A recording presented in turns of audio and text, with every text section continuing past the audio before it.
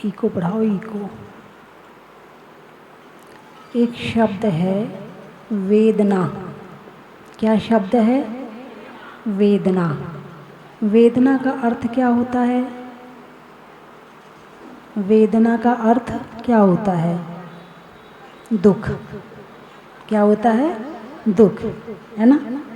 वेदना हो रही भाई, बहुत वेदना है उनको, तो बहुत वेदना है, उनका अंतिम समय चल रहा है, बहुत वेदना है उनको। कहते हो ना? अरे बोलिए ना, कहते हो ना? वेदना यानी कष्ट, पीड़ा, है ना। तो वेदना। अब इसमें से ना हटा दो, क्या बचा? वेद। वेद कितने होते हैं? स्त्री वेद, पुरुष वेद और नपुंसक वेद, है ना। यदि सही मायने में देखा जाए तो वेदना 3 तरह की होती है। वेदना 3 तरह की होती है, स्त्री वेद की, पुरुष वेद की और नपुंसक वेद की। ये 3 तरह की वेदना होती है। और जब ये वेदना होती है तो इंसान दीक्षा नहीं लेता है, वो गृहस्थी का मार्ग अपनाता है। कौन सा मार्ग अपनाता है? गृहस्थी का मार्ग अपनाता है, श्रावक का मार्ग अपनाता है। तो इसका मतलब ये नहीं है कि उसने धर्म छोड़ दिया, इसका ये मतलब नहीं है कि उसने वो धर्मात्मा नहीं है, वो गृहस्थी में रहकर भी धर्मात्मा है। गृहस्थी में रहकर वो 5 इंद्रियों के सुख का अनुभव भी करता है और धर्म भी करता है।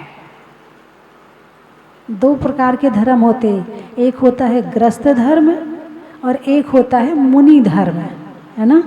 तो भाई चलो मुनि धर्म का पालन नहीं कर पा रहे हैं तो कौन से धर्म का पालन करें? गृहस्थ धर्म का।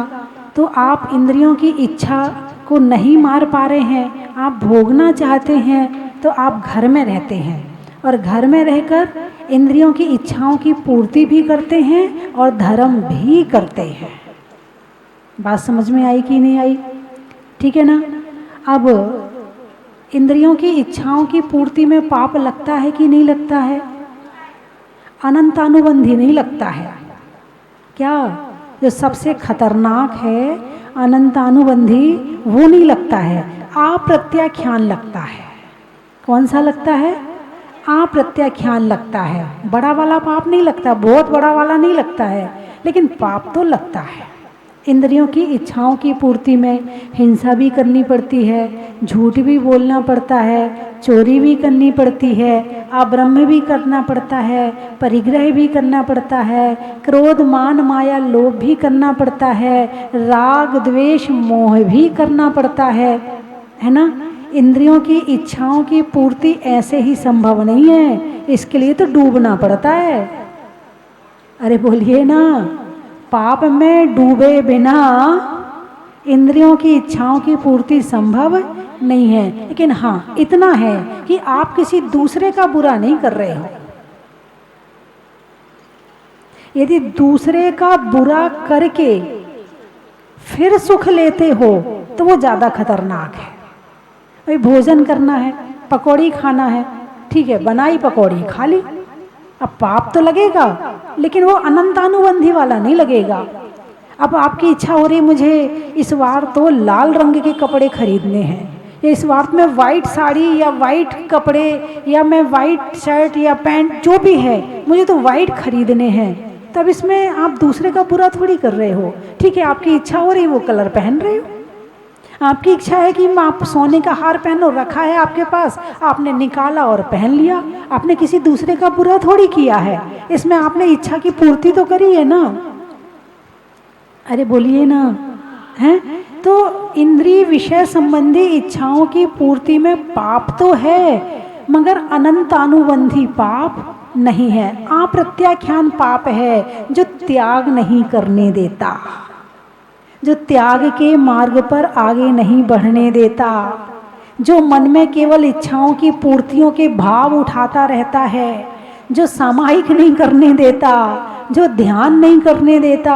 अब सारे दिन लगे ही रहते हो, कभी ये क्रीम लगाना कभी वो पाउडर लगाना, हालांकि इसमें पाप इतना बड़ा नहीं लग रहा है, लेकिन आप स्वयं में तो नहीं हो ना, आप ध्यान में तो नहीं हो ना, आप सामायिक में तो नहीं हो ना, आप पूजा में तो नहीं हो ना, आप प्रभु की आराधना में तो नहीं हो ना, हो तो दूसरे ही में। इसीलिए पाप तो लगता है, पाप तो लगेगा, लेकिन वो बड़ा वाला नहीं, छोटा वाला लगेगा, लगेगा तो जरूर।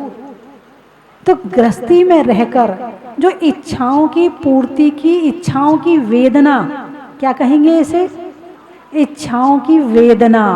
अब अच्छा क्यों दिखना चाहती हो, या अच्छा क्यों दिखना चाहते हैं? अरे बोलिए ना, क्यों अच्छा दिखना चाहते हैं? ताकि लोग मेरी तरफ आकर्षित हों। अब आकर्षित क्यों करना चाहते हो? ताकि लोग मेरी तारीफ करें। और आकर्षित करने का एक कारण वेद भी हो सकता है, भाई नारी है, पुरुष को आकर्षित करना चाहती तो वेद भी कारण हो सकता है ना। भाई पहले के समय में, मैंने पहले भी बताया है कि जब पति घर में शाम को आने वाला होता था, पत्नी तब तैयार होती थी, है ना, तभी होती थी ना। और अब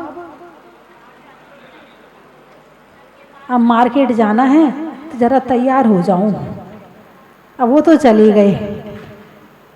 अब आप किसको आकर्षित करना चाहती हो? तो वेद में आपने उसका त्याग नहीं कर पाया, उस वेद की वेदना का त्याग नहीं कर पा रहे हो, वेद की वेदना नहीं छोड़ पा रहे हो, वेद की इच्छाओं की पूर्ति करना चाहते हो, तो इसके लिए होती है शादी की व्यवस्था, जो हमारे भगवान आदिनाथ की सर्वप्रथम शादी हुई थी, इस युग की पहली शादी। क्या इस युग की अवसर्पणी काल की पहली शादी आदिनाथ प्रभु की हुई थी, और वहां से शादी की परंपरा चली। तो उसके पहले क्या शादी नहीं होती थी?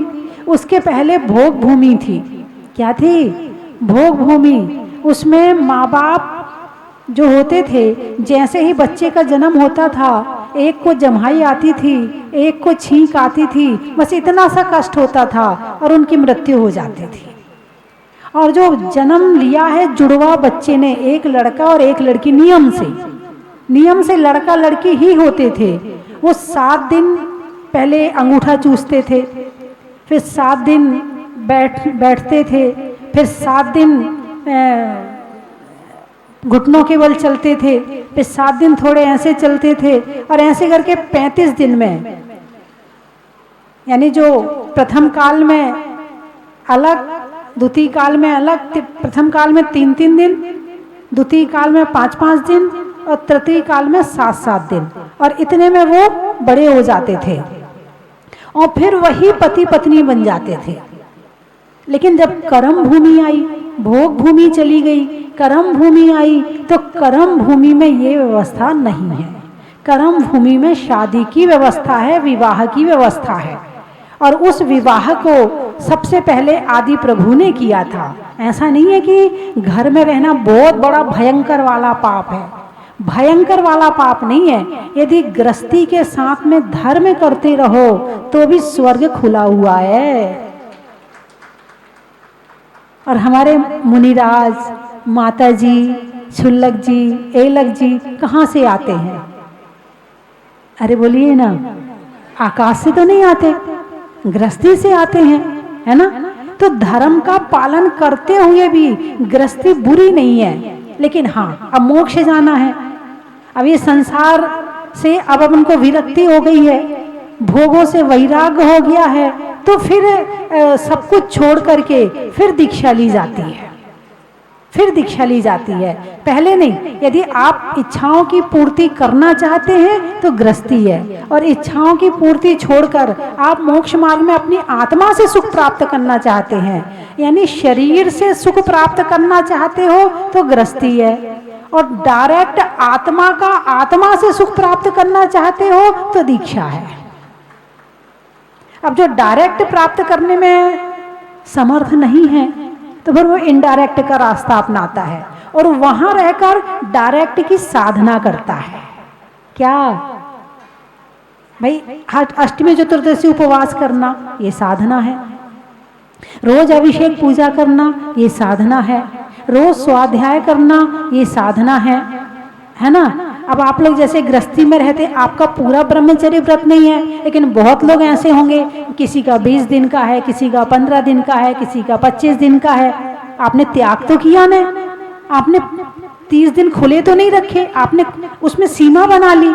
और एक पत्नी व्रत और एक पति व्रत, घर में रहकर एक पत्नी व्रत या एक पति व्रत जो ये आपने रखा है, तो आपने भोग भी भोग लिया और त्याग भी कर लिया, साधना भी कर ली और अभ्यास भी हो गया कि यदि मैं मुनि बनूंगा तो मुझे कैसे जीना पड़ेगा।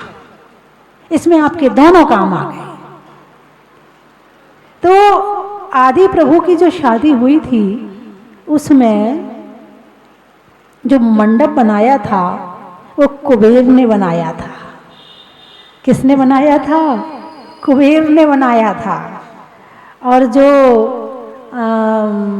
प्रभु ने स्वीकृति दी थी वो ओम कह करके दी थी। जब नाभिराय जी ने आदि प्रभु से पूछा कि विवाह के लिए, तो उन्होंने स्वीकृति हाँ नहीं कहा था, ओम, बस ओम कह दिया था। तो इस तरह से ये एक गृहस्थी भी धर्म है। यदि गृहस्थी में धर्म है तो आपने बहुत बड़ी साधना कर ली। हाँ, घर में भी बहुत बड़े साधक हैं आप। जो 1 प्रतिमा से 10 प्रतिमा तक है, वो क्या है? वो गृहस्थी में धर्म की साधना है। अब बाजार का छोड़ दिया, अब शूद्र जल का त्याग कर दिया, अब आलू का त्याग कर दिया, अब प्याज का त्याग कर दिया, अब पूरे जिमीकंद का त्याग कर दिया, अब रात्रि भोजन का त्याग कर दिया।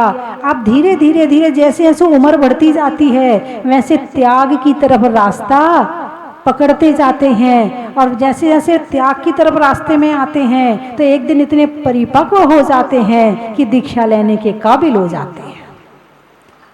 ऐसा नहीं कि गृहस्थी बहुत बुरी है, बहुत बुरी नहीं है, लेकिन हाँ, वहां रहकर यदि बुरे ज्यादा काम करते हो तो बुरी है। यदि आप शटापाई आवश्यक का पालन नहीं करते हो तो बुरी है। अब वेद की वेदना को दूर करने के लिए गृहस्थी अपनाई जाती है। और हमारे 5 तीर्थंकर बाल ब्रह्मचारी हैं। कितने? अरे बोलिए ना, 5 तीर्थंकर बाल ब्रह्मचारी कौन कौन से? वासुपूज, मल्लीनाथ, नेमिनाथ, पारसनाथ और महावीर। और 5 को अपन ने कम किया तो 19 तीर्थंकर कैसे हैं? जब गृहस्थी करके बसा के पूरा जो संतान आदि है उनका सुख भोग के उसके बाद दीक्षा ली है। कुछ तीर्थंकर ऐसे हैं जिन्होंने पूरी गृहस्थी बसाई, राज्य किया, प्रजा का पालन किया, घर में सारे काम किए, उसके बाद छोड़ा। हैं 2 तीर्थंकर ऐसे हैं कि बारात निकल गई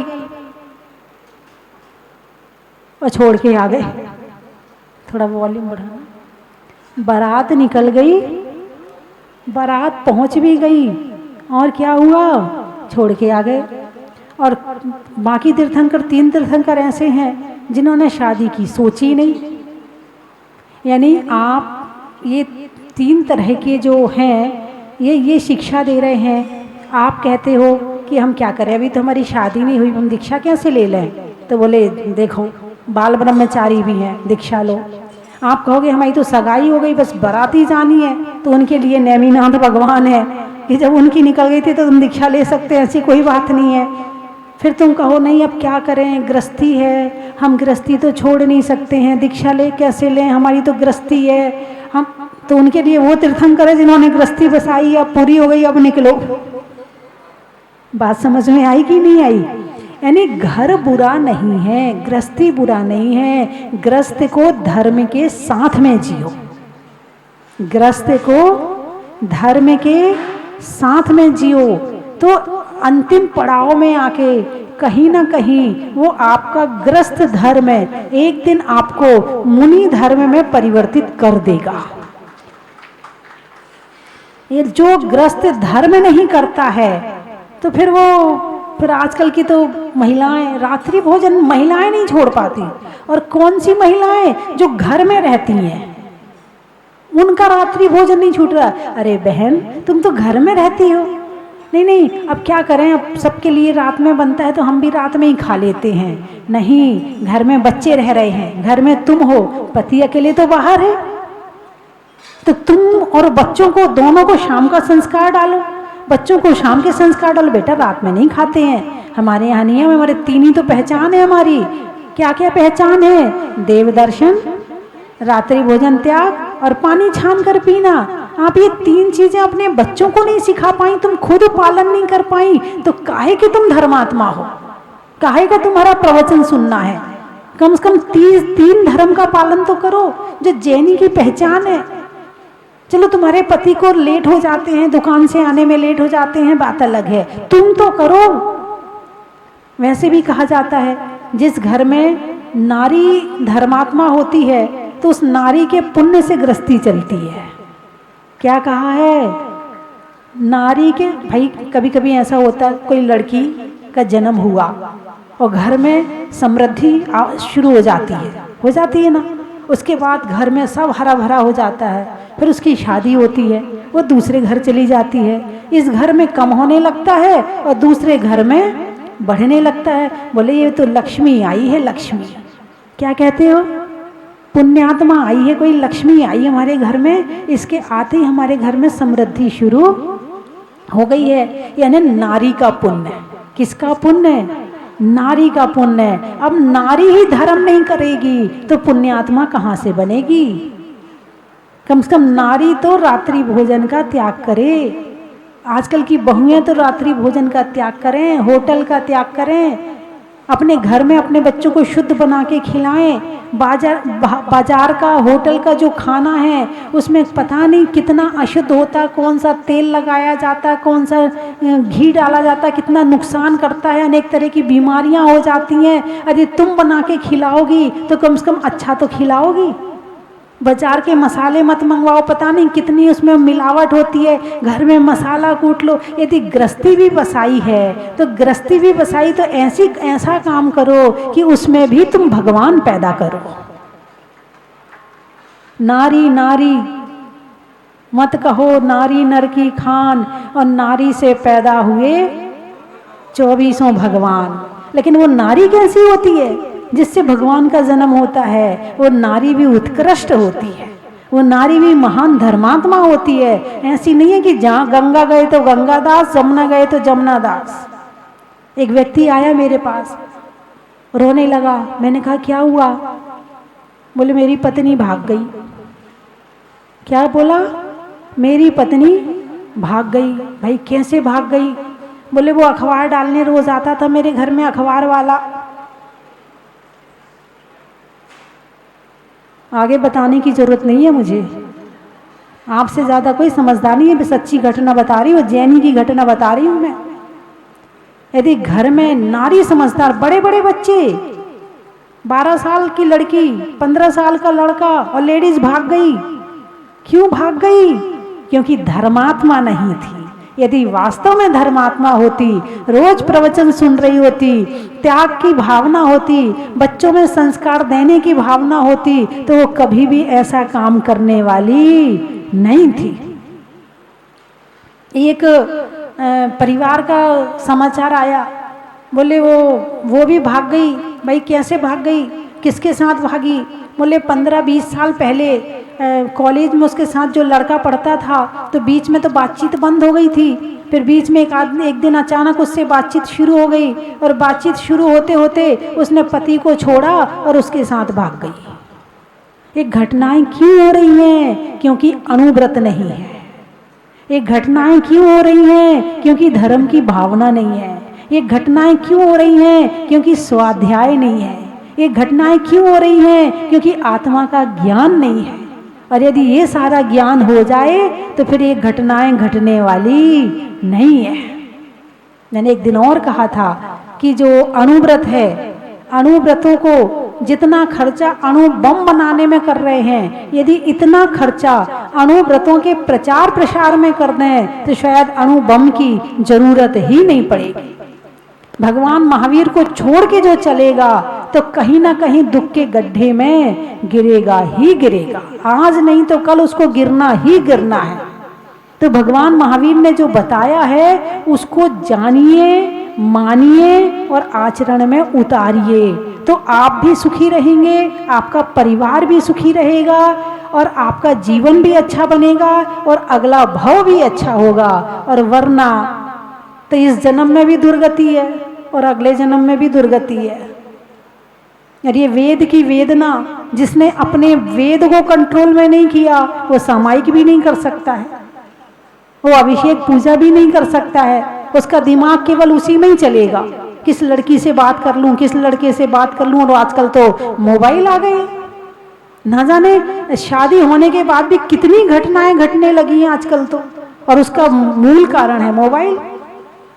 शुरुआत में तो बात होती है और बात होते होते कहानी कहाँ पहुंच जाती है पता नहीं चलता है, और जहाँ तक पहुंच जाती फिर घर वाले परेशान, ससुराल वाले परेशान और फिर दुनिया वाले परेशान, और चर्चा का विषय और व्हाट्सएप पे मैसेज। एक ने पाप की, दो ने पाप किया और उन दो को निमित्त बनाकर कितनों का पाप हुआ है। चर्चा में क्या पाप नहीं है? बातों में क्या पाप नहीं है? तुम उनकी चर्चा करोगे तो क्या पाप नहीं लग रहा? चर्चा में भी पाप है। तो संसार में यदि वास्तव में भगवान महावीर की बात मान लें तो निश्चित ही कहीं ना कहीं जीवन का उत्थान होगा ही होगा। जैसे एक माँ, जब गांधी जी विदेश जा रहे थे तो माँ ने कैसे संस्कार दिए थे, बेटा ऐसा खाना नहीं खाना, ऐसी होटल में नहीं जाना जहाँ पर मांसाहार होता हो, जहाँ पर ये होता हो, जहाँ पर वो होता हो, जाना नहीं। और बिल्कुल गांठ बांध के गांधी जी गए और गांधी जी ने वहाँ उन सारे कामों का पालन किया। एक दिन बारिश हो रही थी, गांधी जी खड़े हो गए एक तरफ, बाहर कोई टीन सेट वगैरह होगा उसके, तो अंदर का जो होटल का मैनेजर था उसने कहा भाई साहब अंदर आ जाओ। तो बोले नहीं, मैं आपकी होटल में अंदर नहीं आऊँगा। क्यों अंदर नहीं आऊँगा?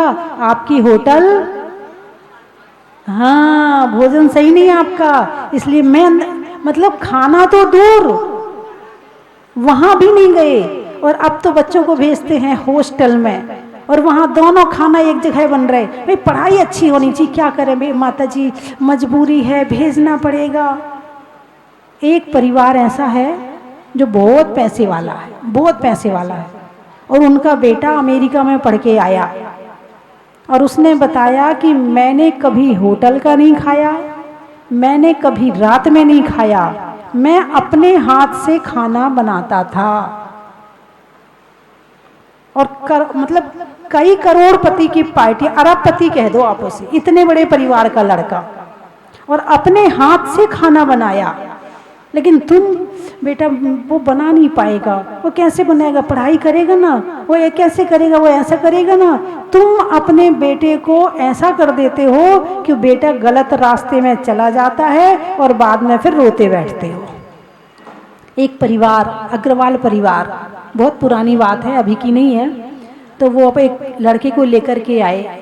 बोले माता जी ये हॉस्टल में रहकर दोस्तों के साथ में गलत चीज़ खाने लगा, आप कह दो, हम लोगों ने तो बहुत समझा लिया, ये नहीं छोड़ रहा है, आप कहोगे तो शायद छोड़ देगा। तो मैंने कहा हूँ, बोले ना मैं तो नहीं छोड़ूंगा। सबने समझा लिया मगर उसने छोड़ा नहीं। क्या है आपके संस्कार? जब आप खुद ही संस्कारित नहीं हो तो अपने बच्चों को क्या संस्कार दोगे?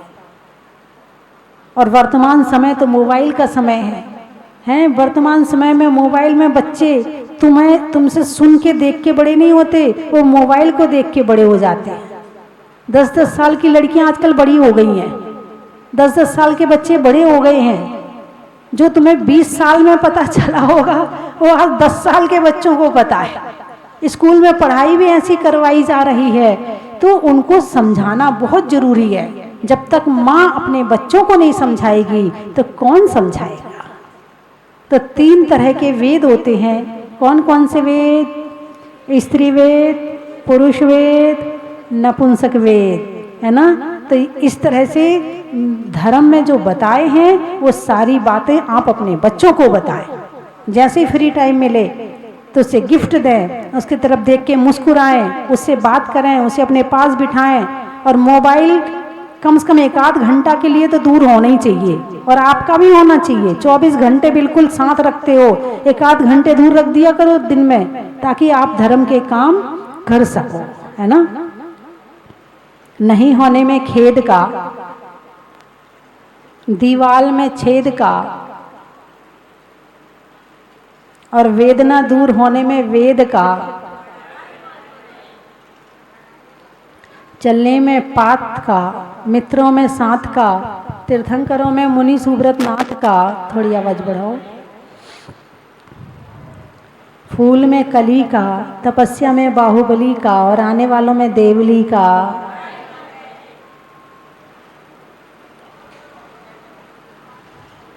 जंगल में झाड़ का, बाग में बाढ़ का, और केशवराय पाटन में होने वाले मंदिर के जीर्णोद्धार का।